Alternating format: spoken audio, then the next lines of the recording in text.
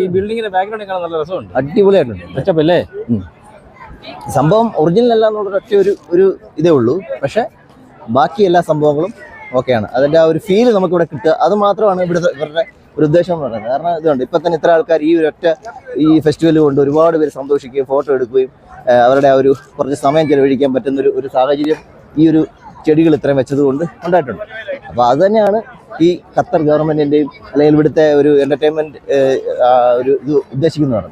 ഇതെന്തോടെ ഇവരുടെ ഡാൻസ് വല്ലതും ഉണ്ട്? കൾച്ചറൽ ഷോ എല്ലാം ഉണ്ട്, കൾച്ചറൽ കുറെ പേര് ഇങ്ങനെ ഡ്രസ്സൊക്കെ കിട്ടി ഇങ്ങനെ പോകുന്നുണ്ട്. എന്താ സംഭവം? നാട്ടിൽ ഡ്രസ്സാണെന്ന് അറിയത്തില്ല, ആയിരിക്കും.